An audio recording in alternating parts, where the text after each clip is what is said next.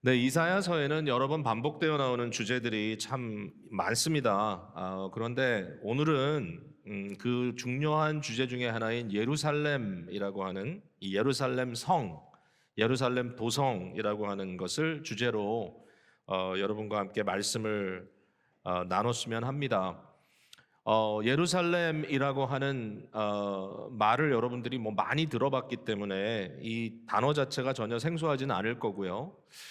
뭐 20세기의 기적이라고 말할 수 있는 국가 이스라엘의 정치적 회복이 있고 지금도 완전하진 않지만 예루살렘이라고 하는 그 도시가 이 땅 위에 어느 곳에 서 있다라고 하는 것을 뭐 생각해 보면 뭐 더욱더 그렇게 이해를 하실 것 같습니다. 그런데 사실 제가 오늘 여러분과 함께 나누고 싶은 이 예루살렘이라고 하는 이 주제는 오늘 우리가 알고 있는 어떤 정치적인 그런 장소로서의 예루살렘, 지역적인 장소로서 예루살렘의 의미라기보다는 구원 역사, 즉 성경이 창세기에서부터 계시록까지 쭉 펼쳐 주시는 하나님의 구원의 역사 속에 나타나는 굉장히 중요하고 현재 우리에게도 직접적인 영향을 미치는 그러한 주제로서 나누고 싶은 것이고요.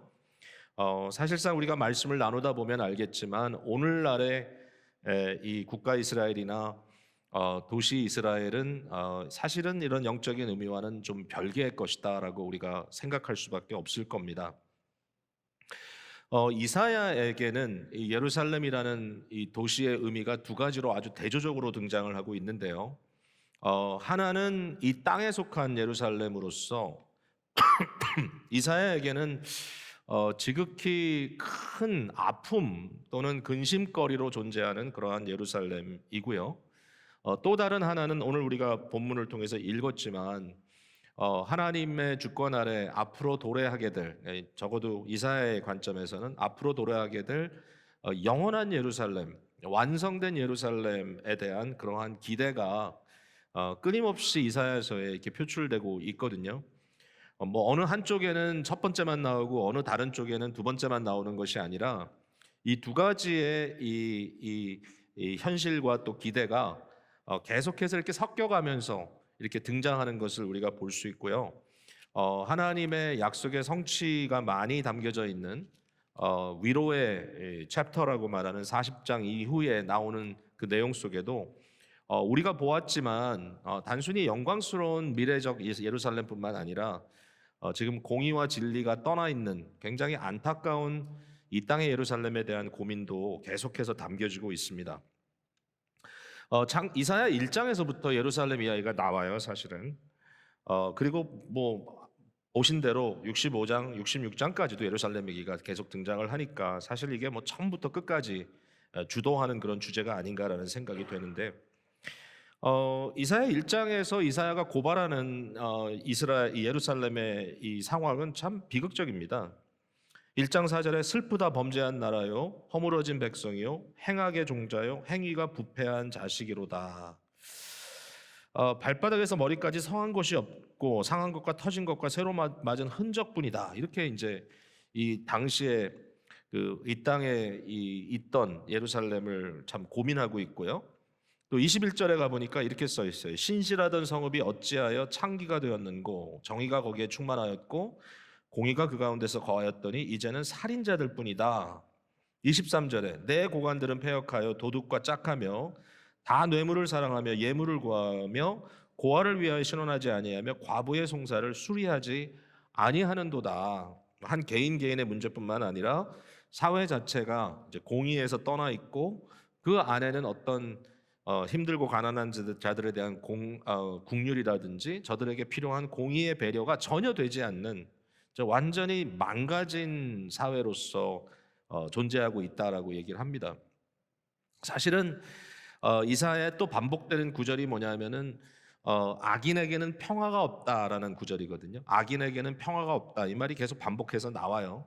근데 이 악인에게 평화가 없다는 것을 지금 현재 예루살렘을 통해서 보고 있는데 아이러니가 뭐냐면은 예루살렘이라는 이 말 자체의 의미는 그 처음 앞부분에 예루라는 그 앞부분의 의미는 뭐냐면 두려움입니다. 두려움, 경외함, 즉 하나님에 대한 예배, 하나님에 대한 인식, 하나님에 대한 깨달음, 거기서 나오는 하나님에 대한 존경함, 존중함, 무게감, 이런 경외심이 담겨져 있는 단어고요.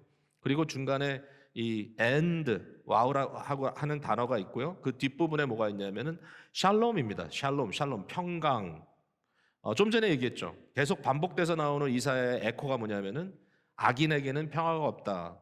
예루살렘의 의미는 하나님을 경외하는 자에게는 평화가 있다라는 거겠죠. 그러니까 이 예루살렘의 원래 의미를 떠나가 버린 평화가 없는 악인들의 이 판치는 이 사회, 여기에는 소위 양심을 따라 의인으로 살려고 하는 자들이 도리어 망하는 그러한 사회의 모습을 보여주고 있다라고 하는 것, 이사야가 이야기하고 있고요. 생각해 보면 굉장히 참 감사한 일이라는 느낌도 들어요. 왜냐하면 이사야는요, 우시아 시대에서부터 우시아 왕에서부터 히스기야까지 네 명의 왕을 걸쳐 예언했던 정말 말 그대로 대형 선지자입니다. 66장이나 되는 긴 책을 우리에게 남겼기 때문뿐만 아니라 정말 그는 뭔가 이렇게 좀 대단한 사람 같은 느낌이 확실히 우리에게 주어지는 그러한 선지자임이 분명하고요. 평민은 아니에요. 이 사람은 보면 좀 귀족이에요. 그리고 아마도 제사장의 어떤 족보에 나오는 그런 사람일 것 같고, 그리고 이 이사야는 실제로 그 당시 예루살렘의 중심부인 이 왕궁과 이 콜트와 그 다음에 성전을 오가면서 예언했던 이런 그 시대의 예루살렘의 가장 중심부에 들어가 있었던 소위 말하는 인싸입니다. 인사이더. 내부자거든요. 근데 이러한 내부자가 가질 수 있는 약점이 뭐냐면은 그 상황에 대해서 마음이 무뎌진다는 거죠. 그래서 내부자들의 특징은 뭐냐면은 문제 의식이 없어요. 그 내부적인 문제가 뭐가 문제인지를 알지 못해요. 그래서 그것 때문에 결국은 문제를 해결하는 입장에 서기보다는 문제를 더 악화시키는 일을 하는 게 이 내부자들의 문제인데, 이사야는 참 독특하게도 그 이사야의 전체적인 흐름 속에 영적인 예리함이라든지 이 죄에 대한 또 하나님의 어떤 국률이 여기시는 마음과 하나님의 안타까움에 대한 이런 통찰력이 처음부터 끝까지 쭉 진행이 되고, 예루살렘의 암울한 현실에 대해서 아주 집요하게 지적해낸 그런 선지자였다는 걸 보면, 이런 사람도 그 시대에 너무너무 필요했겠구나. 이 사람이 있어서 참 다행이다라는 그런 생각이 들기까지 합니다. 그런데 이사야의 관심은 이런 땅의 예루살렘뿐만 아니라 하나님의 예언하신 바, 예비하신 바 영원한 예루살렘에 대한 관심이 지대합니다. 오늘 본문에서 우리가 읽었고요. 이런 이야기가 여기만 나오는 게 아니라 많이 등장을 하고 있단 말이죠. 이 두 가지 예루살렘의 사이에서 생각해 보면 이사야는 갈등하는 그런 위치에 있지 않았겠어요? 똑같은 이름, 예루살렘이라는 이름을 갖고 있는데 이 땅의 예루살렘이 가지고 있는 이러한 부조리와 이 심각한 문제, 참 안타까움, 거의 그냥 망하는 이런 상황에 있는 그 하나님께서 결국은 손을 대실 수밖에 없는 이러한 상황에 있는 이 땅 예루살렘, 반면에 하나님께서 약속하신 이 아름다운 영원한 예루살렘, 이 두 가지 사이에 갈등하게 되는데, 참 재밌게도 이 두 가지를 연결해 주는 고리가 무엇인가 하면요, 물론 주권적으로 인도하시는 하나님이시고요, 그리고 이 두 가지의 고리는 뭐냐면 사람이에요. 사람. 그러니까 이 땅에 속한 예루살렘도 구원받아야 될 대상으로 가득 차 있어요. 그러니까 거기에 고통 중에 있는 하나님을 경외하는 소위 말하는 의로운 이 고통당하는 자들에 대한 약속이 분명히 있는 것이고요. 그들이 결국 이쪽으로 가게 될 것이고, 또 심지어는 죄 가운데 있는 자라 할지라도 하나님의 집요한 구원의 은혜로 말미암아 그들이 결국은 영원한 예루살렘으로 들어가는 이제 그러한 과정들에 대해서 이사야는 말하고 있고, 이제 그 일 속에 하나님이 어떤 일을 하시는가, 이제 이런 이야기를 해주고 계십니다. 자, 오늘 저는 이렇게 좀 말씀을 전개하려고 그래요. 첫 번째는 이 땅에 속한 예루살렘이 도대체 왜 존재했으며 그 의미는 무엇인가. 그다음에 둘째는 영원한 예루살렘은 그런 어떤 곳이고 우리가 거기에서 과연 무엇을 기대할 수 있겠는가. 그다음에 마지막 세 번째는 이게 되게 중요하다고 생각했어요. 오늘날 우리에게 예루살렘은 어떤 의미를 주고 있는가. 과연 이 하늘의 예루살렘이 우리에게 무엇을 지금 말하고 있는지, 또 우리의 삶 속에 어떻게 영향을 미치고 있는지 좀 생각을 해보려고 그래요. 한번 가보겠습니다. 자, 첫 번째로 땅에 속한 예루살렘에 대해서 한번 생각해 볼게요. 여러분, 구약 성경을 보면 하나님의 그 궁극적인 현실에 대한 좀 temporary, 그러니까 일시적인 그러한 그 현실로서의 그림이 많이 등장을 하죠. 예를 들면 가장 대표적인 것은 이제 구약 이스라엘인데요. 이 출애굽 사건을 통하여 하나님께서 세우신 이 나라 이스라엘이 궁극적인 의미를 갖고 있느냐 하면 아니거든요. 우리 입장의 성경을 봤을 때 이스라엘은 모형이다. 이것은 하나님의 나라, the kingdom of God, 하나님의 나라의 이 세상에 일시적으로 보여주셨던 모형이다라고 우리가 말할 수 있겠죠. 하나님의 나라는 궁극적인 것이죠. 하나님의 통치, 하나님의 권위, 하나님의 임재로 말할 수 있는 이 하나님의 나라는 궁극적인 것이고 영원한 것이고 우리 모두가 사모하는 현실이고 우리 모두가 적어도 일부 누리고 있는 그러한 복음 안의 현실인 것이죠. 이 하나님의 나라가 궁극적이지만 구약은 이 하나님의 나라를 보여주는 방편으로 구약 이스라엘을 사용하고 있습니다. 예루살렘이라고 하는 것은 그 안에 들어갑니다. 하나님의 도성, 하나님의 다스리심, 거기에다가 성전이라고 하는 현실이 또 들어가 있죠. 그래서 이 성전이라는 것도 궁극적이지 않습니다. 이 땅의 성전은 그 역할을 할 뿐이고요. 진정 하나님의 보좌가 있는 하늘 성소, 하늘 성전의 땅에 속한 모델일 뿐이죠. 사진입니다. 그림입니다. 사진이라기보다는 그림, 일종의 모형인 것이죠. 많이 쓰는 이제 표현은 그림자라는 표현인데요. 그러니까 뭔가 실제적인 것들이 이 땅의 그림자로 드리워져 있는 모습이 바로 구약 성경에 등장하고 있는 이와 같은 내용이다. 이스라엘, 예루살렘 또는 성전과 같은 거라는 거죠. 중요한 것은 하나님의 통치의 현실을 하나님께서 이 세상에 보여주기를 원하셨고 그 도구로 예루살렘을 들어 사용하신 겁니다. 이 땅의 예루살렘은 상당히 의미가 있습니다. 사실은 예루살렘이 어디냐라고 하면 바로 아브라함이 이삭을 하나님께 순종으로 바치려고 했던 모리아산이 바로 예루살렘입니다. 성전이 거기에 지어지거든요. 그리고 모세를 통하여 하나님께서 수도 없이 여러 번 증거하신 게 있습니다. 내 이름을 둘 곳이 있다. 너희가 가나안에 들어가게 되면 거기에 내 이름을 둘 곳이 있는데 내 이름을 둘 곳, 그곳을 향하여 너희 가족의 이 가장이라고 말할 수 있는 대표자들은 1년에 3번씩 순례의 길을 와서 나에게 예배해라. 나에게 너희 자신을 보이라. 내 이름을 둘 곳. 아니 도대체 거기가 어딘가? 내 이름을 둘 곳이.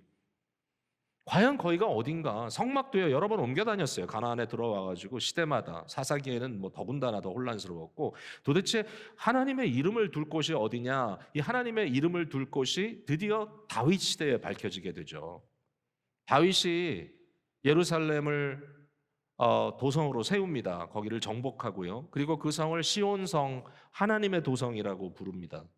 그리고 다윗과 솔로몬은 한 통속이잖아요. 결국은 다윗 때문에 솔로몬이 성전을 진 거지 솔로몬이 알아서 한 거 아니잖아요. 그래서 이 다윗 시대의 예루살렘을 구별하여 세우고 그 예루살렘에 성막을 갖다 놓고 법궤가 예루살렘으로 올라오는 순간 다윗은 너무 기뻐서 하나님 앞에 춤추고 그것 때문에 가정에 불화도 생기고 이런 일들이 벌어지고 그 다음에 결국은 준비했다가 예루살렘에 성전이 세워지게 되고 그 성전을 통해서 하나님의 임재가 이 땅에 비춰낸다고 하는 그런 이 여러 가지의 놀라운 영적인 이 이슈들이 거기에 이제 담겨지게 되는 거죠. 이게 땅에 속한 예루살렘.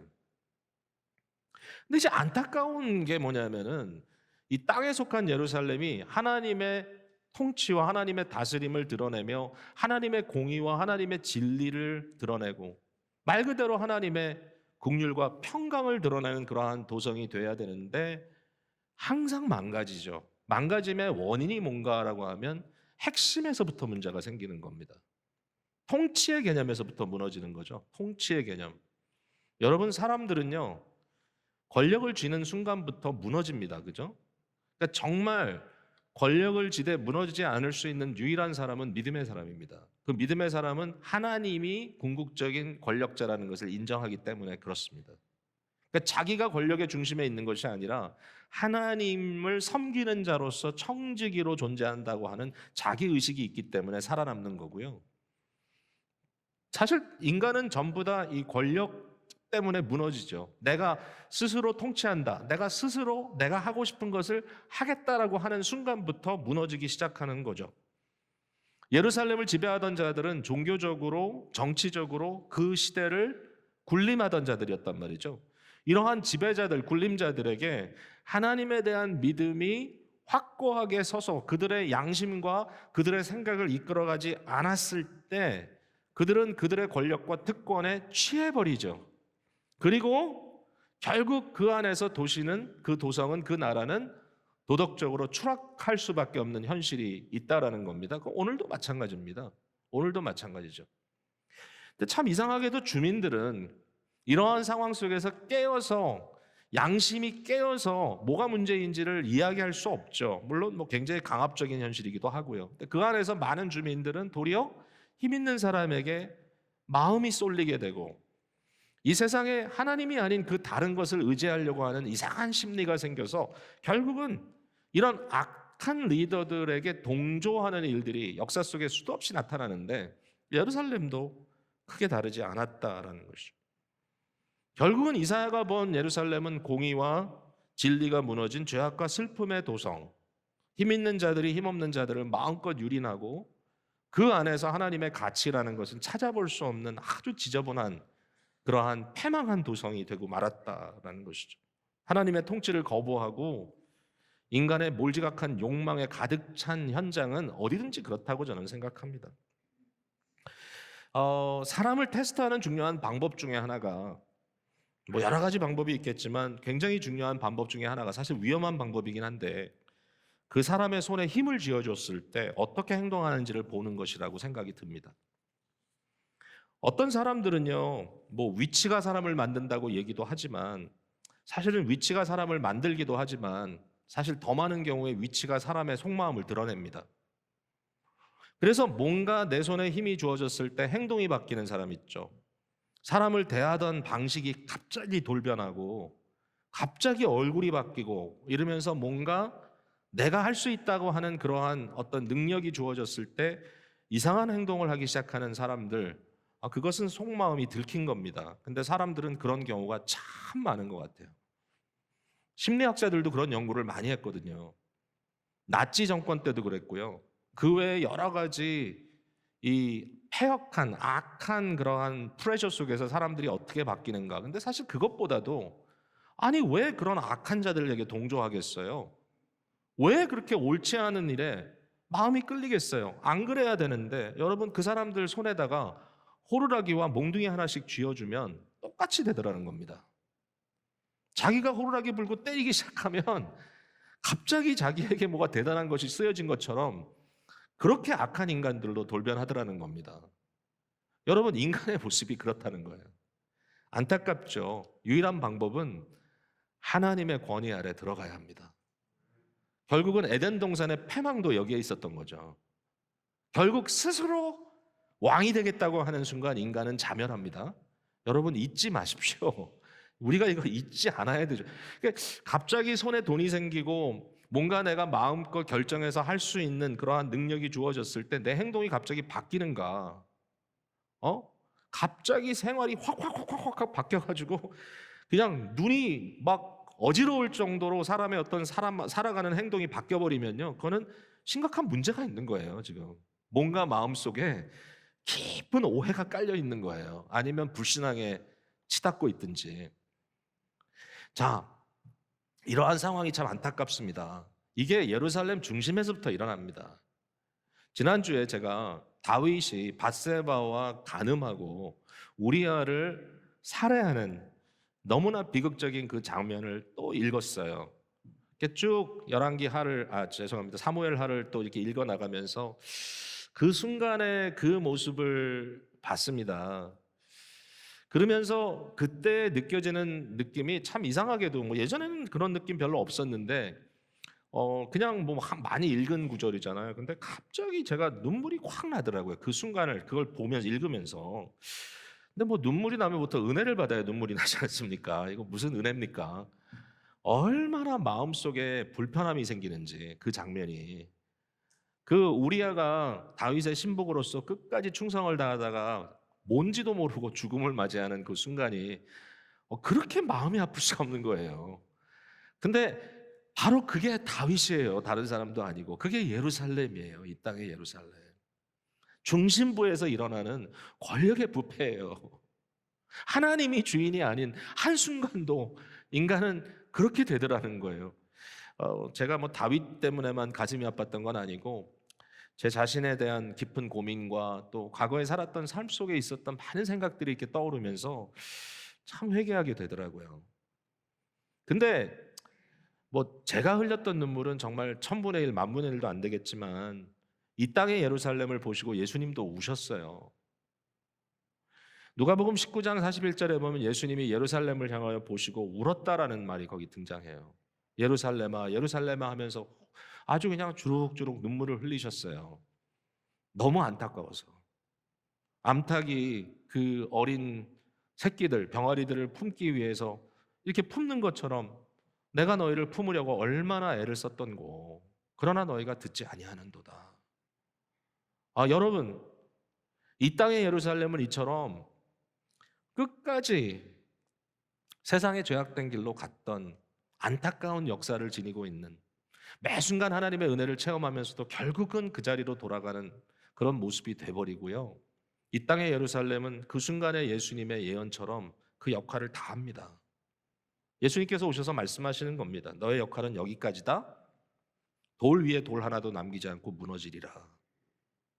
뭐 잘 아시는 대로 주 70년의 예루살렘은 바로 성경이 증거하고 있는 예루살렘과 성경과 연결되어 있는 성전이라고 하는 그 개념을 지닌 건물은 주 70년에 완전히 하나님의 심판 앞에 무너집니다.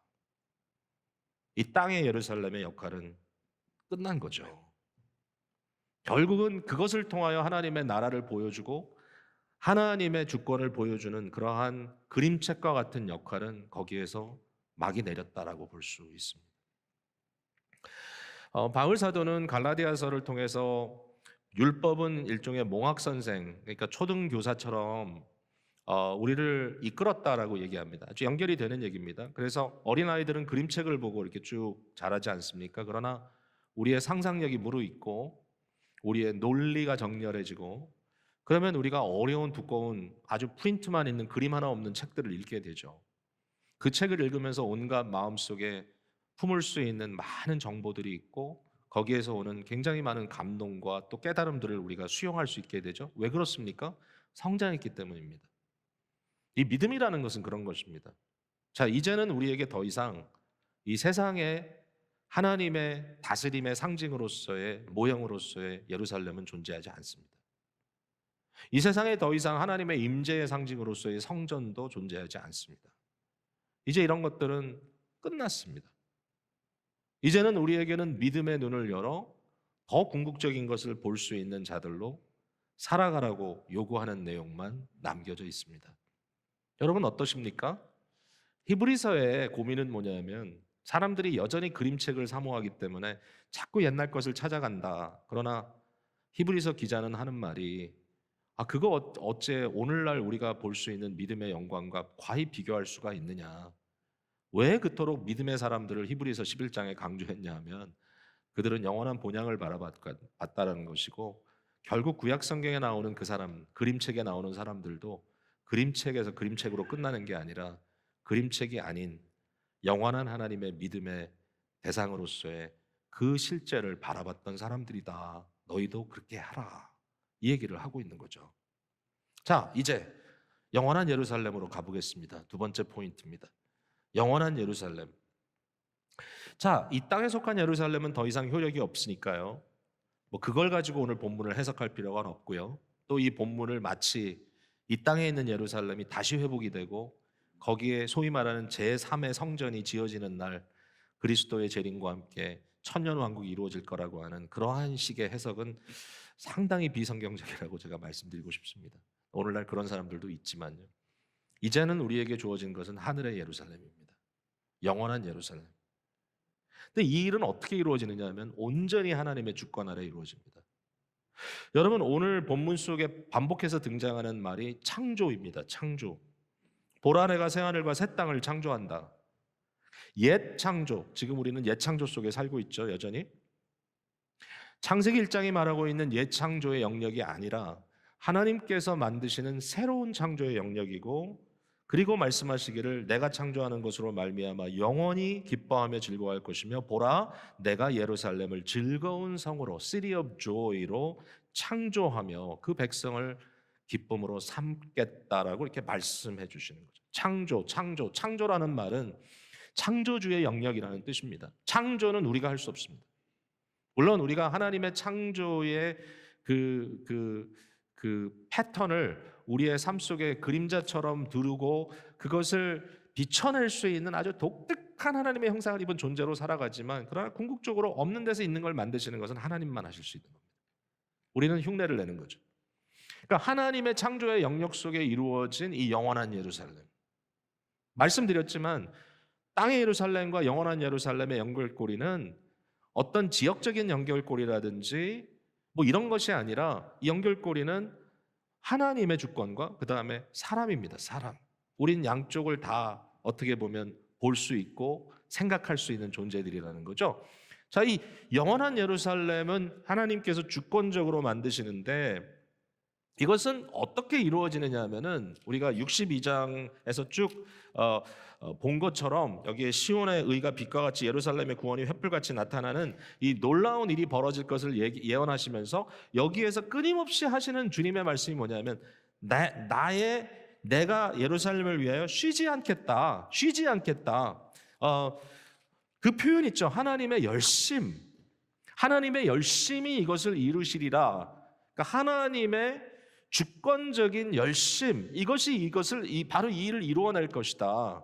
새 예루살렘 인간이 건물 지어서 만드는 거 아니고요. 새 예루살렘은 하나님의 놀라운 주권적인, 참 우리를 위한 그의 구속 사역으로 인하여, 그의 능력의 사역으로 인하여 완성되고 이루어지는 것이죠.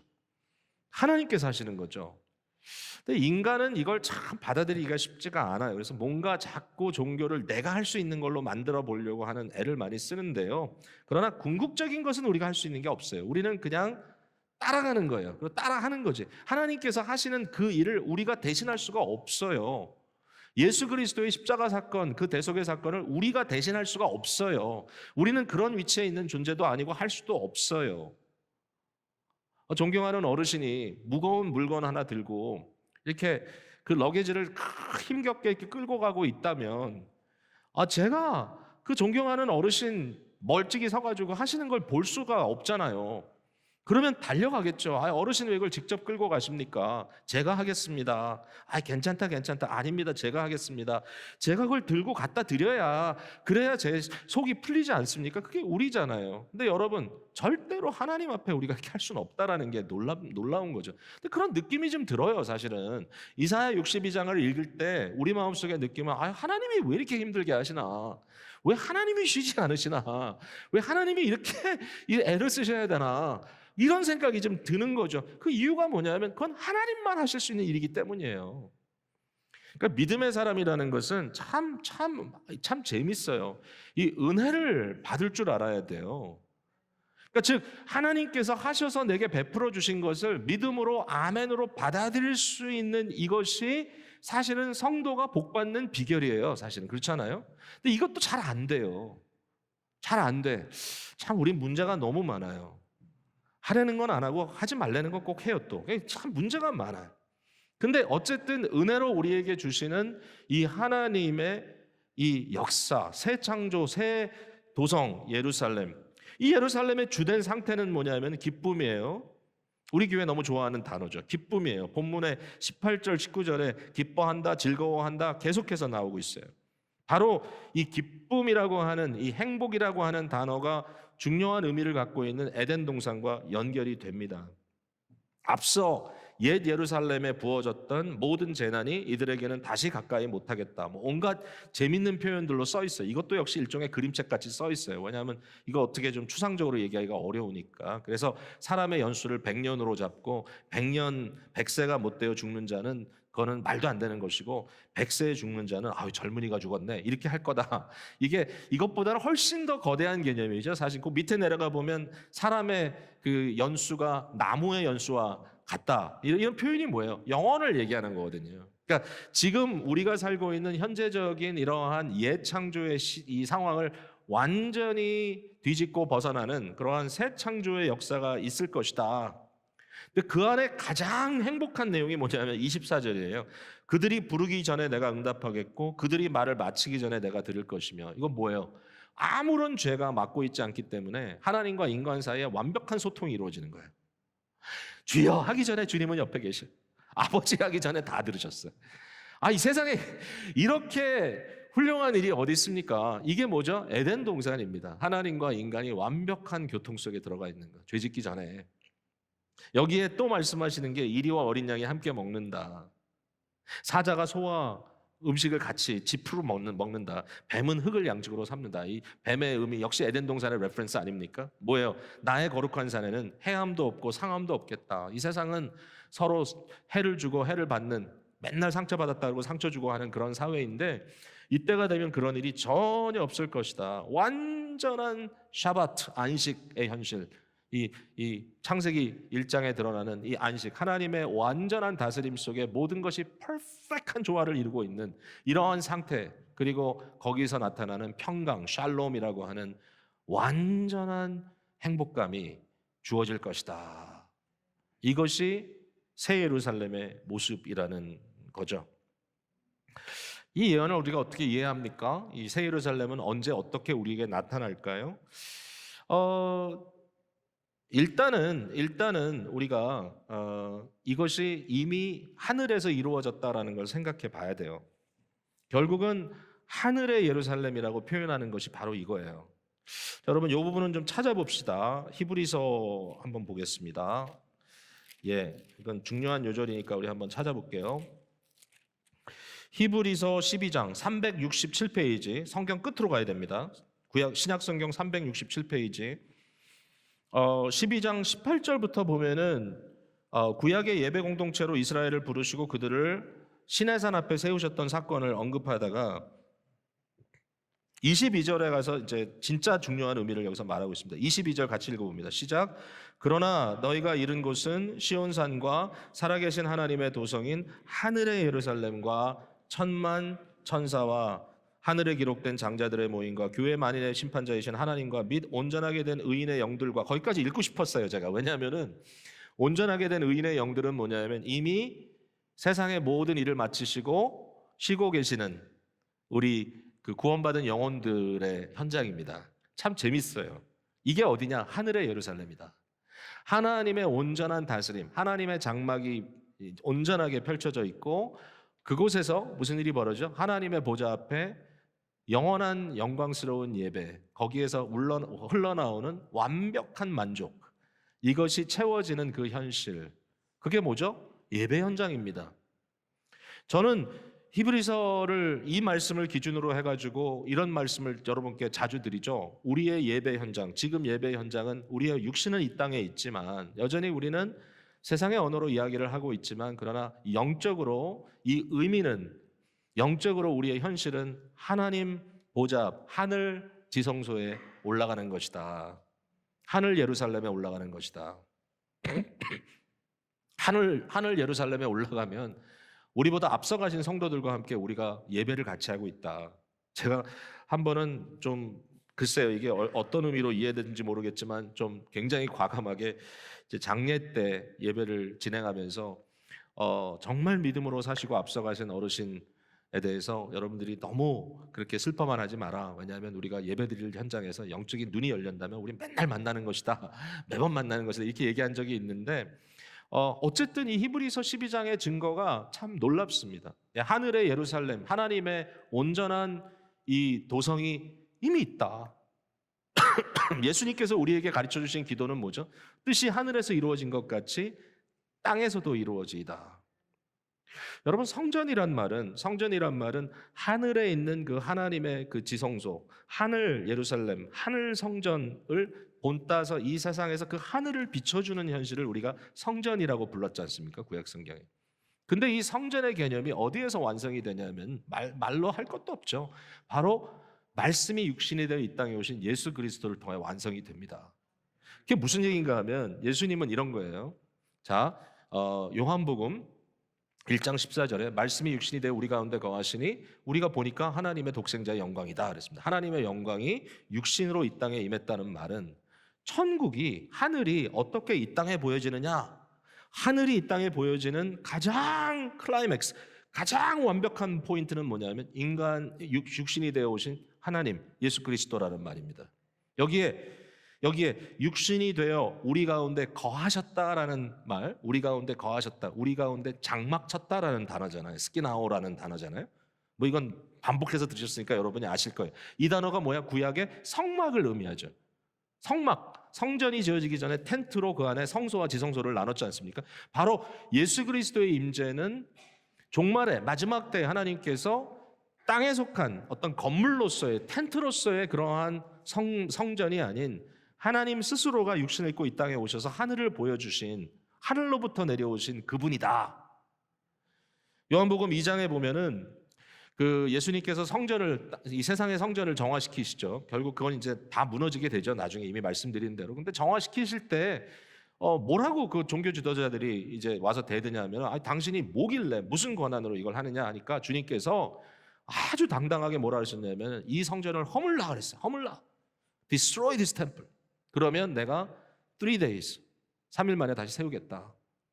그때에 그 사람들이 웃기지도 않는다고 얘기하죠. 아니 수십 년 걸려 지은 성전을 네가 3일 만에 세운다고? 근데 요한이 뭐라고 거기에 주석을 답니까? 각주를 답니까? 거기서 하는 말이 뭐죠? 이는 주님께서 자기 성전 대신 자기 몸을 가리켜 하신 말씀이다. 결국은 그 성전의 죽음과 부활에 대해서 언급하시는 거다. 즉 예수 그리스도야말로 하늘을 이 땅에 보여주시는, 하늘이 이 땅에 임하신 바로 그분이시다. 그 사건이다. 예수님께서 대속의 죽음을 죽으시고 부활하셔서 승천하셨잖아요. 결국은 가셔야 할 곳으로 가신 거죠. 하늘에 오신 분이니까 하늘로 가셨는데, 놀라운 사실은 뭐냐면, 놀라운 사실은 성경의 끝, 구원 역사의 마지막, 결국은 클라이맥스의 클라이맥스에서 무슨 일이 벌어지느냐? 하늘로 가신 그리스도께서 새로 단장한 새 신부와 같은 예루살렘, 새 예루살렘과 함께 하늘로부터 이 땅에 내려오는 장면이 요한계시록 21장, 22장에 나오지 않습니까? 이게 마지막이에요. 이게 뭐예요? 하늘과 땅이 만나는 거예요. 부활이에요, 부활.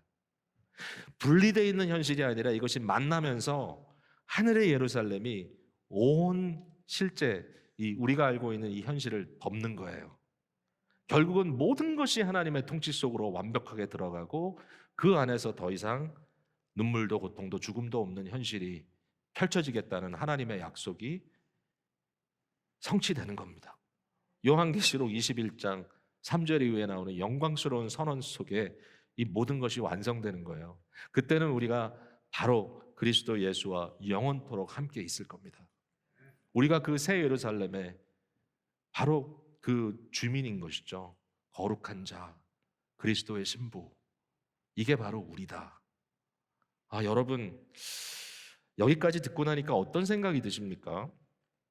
무슨 꿈 같은 얘기냐, 이럴 수도 있습니다. 제가 어제 이 설교 준비를 이제 하고 우리 아이들하고 이제 저녁을 먹었는데 우리 아이들한테 물어봤어요. 야, 내가 내일 이 새 예루살렘에 대한 설교를 해야 되는데 이걸 도대체 어떻게 설명을 해야 너희 시대 사람들이 이해를 하겠냐? 에? 저는 이제 영어 사역을 이제 마음에 두면서 이거 어떻게 연결을 시켜야 되냐 그랬더니 우리 아들이 곰곰이 생각을 하더니 굉장히 솔직한 답을 하더라고요.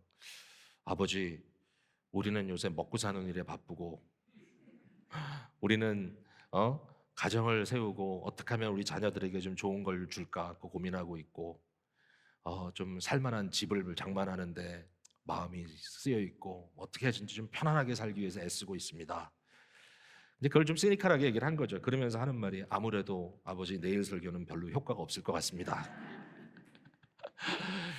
그러니까 누가 무슨 새 예루살렘 얘기를 한다고 거기에 은혜를 받고 천국을 사모하고 살아야 되겠구나 이렇게 생각을 하겠냐.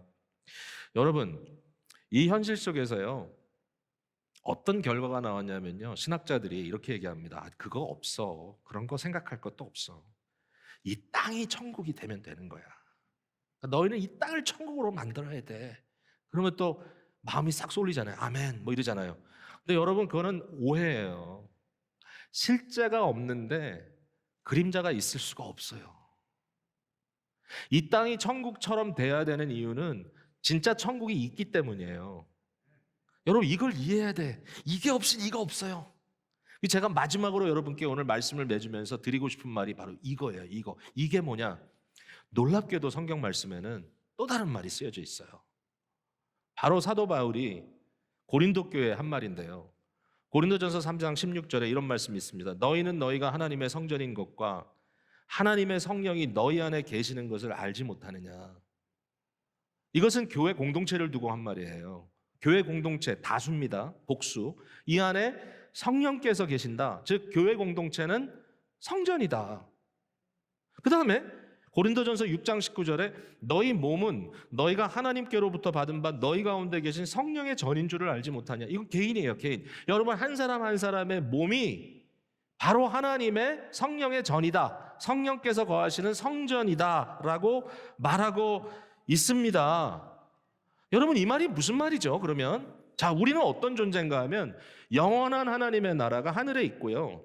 그 영원한 예루살렘이 이 땅에 임할 날을 고대하며 살아가는 사람들인데 마치 예수 그리스도께서 2000년 전에 하늘을 이 땅으로 갖고 내려오셨던 것처럼 우리는 현재 이 땅에서 어떻게 존재하느냐. 마치 구약의 예루살렘이 하늘의 예루살렘의 모형이었던 것처럼 저와 여러분은 오늘날 이 땅에 존재하는 하늘나라의 모형이라는 거예요. 또 새로운 의미죠. 우리 교회는 하늘나라다. 하늘나라를 보여줘야 하는 존재이다. 우리 각자의 자아는 바로 우리 자신은 하나님 나라를 이 세상에 보여줘야 될 존재라는 거예요. 그러니까 여러분, 저와 여러분이 가는 곳마다 하나님 나라가 돼야 돼요. 하늘나라 천국이어야 돼. 천국처럼 비춰놔야 돼요. 우리 기쁨의 교회를 방문하시는 분들이 가끔 그런 얘기를 해요. 오셔가지고 교회가 너무 편안하대요. 이렇게 사람들이 너무 자유로워 보인대요. 어떻게 교회가 이렇게 편안하냐? 그래서 제가 교회가 편안하고 자유로워야지 그럼 교회가 어떻게 돼야 되느냐? 에? 뭔가 이렇게 참 권위적이고 답답하고 막 사람들 사이에 눈치 보는 것 같고 뭔가 거기 위계가 있고 막 지나가면 막 갑자기 쪼이고 이런 분위기라는 거예요. 그래서 그거 어떻게 사냐 사람들이 그래가지고 여러분 교회 오면 싸운다, 교회 오면 불안하다, 교회 오면 뭔가 마음이 불편하다. 그럼 무슨 그게 교회로서 역할을 할 수 있겠어요? 교회는 당연히 성도들의 공동체는 당연히 천국을 비춰내주는 현실이 되는 것이 당연하지 않느냐. 왜냐하면 heaven on earth거든요. 지금은 이게 베스트예요. 천국이 그리스도와 함께 다시 오시는 그날까지. 여러분뿐만 아니라 여러분 개인에 있는 그곳이 천국처럼 돼야 됩니다. 여러분 가정이, 여러분의 삶의 현장이 너무 무슨 이유에서든지 막 곤두세워 있지를 않기를 바랍니다. 마치 날이 막 시퍼렇게 서 있는 칼날 위에 올라선 것처럼 가정생활이 불안하고 그냥 서로 짜증내고 으렁대고 거기서 그냥 계속 파워 갈등하고 있고 이유가 뭐겠어요? 내가 다스리려고 하는 거죠. 결국은 그 모든 것들, 물론 모두가 다 은혜 받으면 다 되는데 안 되니까 문제이긴 하고 뭔지 몰라도 누군가 답답하고 아니 왜 저 남자는 저렇게 능력이 없나? 아니 저 여자는 왜 저렇게 지금 좀 노곤노곤하지 않나? 뭐 이런 것 가지고 따지는데 여러분 사랑이 뭡니까? 제가 뭐 이렇게 큰 소리 칠 수는 없겠지만 심지어는 살다가 인생의 마지막에 팍 부딪혀가지고 온몸이 전혀 쓸 수 없는 단계에서 그냥 누워있는 사람이라도 아내는 그 남편 주님 부르실 때까지 기다리잖아요. 섬겨주고. 아니 세상에 그런 걸 보면 오늘날 저와 여러분의 삶 속에 과연 어떤 것을 주께서 부르시고 나로 하여금 천국의 사도로 우리를 부르셨는가 생각하게 되지 않습니까? 몰라요. 너무 극단적인 얘기를 제가 했는지 모르겠는데 저도 이런 얘기하면 좀 가슴이 좀 썰렁해요. 왜냐하면 나도 못할 것 같은데 어떻게 이렇게 쉽게 얘기하냐. 그러나 저는 우리의 현실은 그렇다는 거예요. 여러분, 우리가 비록 이 타락한 세상 가운데 살고 있다 할지라도, 아니 우리가 뭐가 없습니까? 하나님의 은혜가 있습니다. 성령의 역사가 있습니다. 하나님의 이름이 우리에게 주어져 있습니다. 여러분, 우리 그런 사람들입니다. 우리 그런 존재거든요. 여러분, 오늘이 8월 15일 광복절입니다. 76주년이라고 제가 세보니까. 광복절인데요. 뭐 광복절이 다 한국 역사에 좋은 것만 아닌 또 비극도 있어요. 나라가 분단이 됐으니까. 어쨌든 참 안타까워요. 안타까워. 그러나 광복절이라는 건 좋은 거예요. 어떤 의미에서? 제가요, 임시정부라고 하는 그런 건물을 중국 상해에서 가봤어요. 그 시대를 보여주고 있어요. 임시정부? 뭡니까? 상해 뒷골목이에요. 여기로 얘기하면 로하우스 같은 조그만 집 하나 얻어가지고요. 거기에서 뭐 이렇게 사무실도 만들어 놓고 해놓고, 지금 가니까 마네킹 몇 개 세워놓고, 뭐 김구 선생님 뭐 이러고 해놓고 잠자리 하나 만들어 놓고 이렇게 만들어 놨더라고요. 제가 그걸 보면서 참 안타깝고 참 눈물이 날 정도로 우리 참 민족의 그 어려웠던 순간이 좀 이렇게 마음에 좀 이렇게 생각나게 됐는데요. 그런데 생각해 보면 그분들이 참 너무 비참했거든요. 그때 역사를 보면요, 이 중국에서 장개석 정부에서 돈을 도와주지 않으면 그 임시정부 사무실 하나 꾸려나가기 힘들 정도로 어려웠어요. 물론 수많은 분들이 또 독립을 위해서 펀딩도 했지만 너무 어려웠다 그래요. 그때 상황이. 또 피난도 다니기도 하고. 근데 여러분, 그때 어떻게 했어요? 그분들이 땅은 잃어버렸지만 큰 소리 쳤어요. 우리는 우리의 주권을 갖고 있고, 그래서 우리는 정부이고 대통령도 있고, 한때는 수상이었지만 헌법도 있어요. 뭐 심지어는 장관들도 있어요. 그러면서 거기에서 우리의 주권이 있다라고 선포하고 그것을 추구하며 결국은 광복의 날을 위해서 바라보며 참고 견뎠던 사람들이 있었던 거죠, 그때. 한편 보면 지금 우리가 살고 있는 현실이 그래요. 이 땅에 살아가는 크리스찬들이 움츠리며 살 필요 없어요. 물론 어려워요. 우리가 우리의 정체대로 살면 잡혀 죽을 것 같아요. 이 세상이 말하고 있는 이 식대로, 이 사람들이 요구하는 대로 내가 해줘야 잘 나갈 것 같아요. 그러나 여러분, 새로운 세상이 온다니까요. 그때 어떻게 하실 거예요? 바위야 나를 숨겨달라 그러고 다시 오시는 그리스도의 그 영광스러운 모습 앞에서 피해가지고 어쩔 줄 몰라서 도망칠 겁니까, 우리가? 광복의 날은 온다니까요. 그날이 왔을 때 우리가 어떤 모습으로 나타날 것인가가 중요한 거 아니에요. 그래서 지금 비록 우리가 여기 있지만, 그러나 우리는 천국 백성임을 잊지 말아야 되는 거 아니겠습니까? 저와 여러분의 삶을 통해서 오늘도 하나님 나라가 비춰지기를 주님의 이름으로 축복을 드립니다.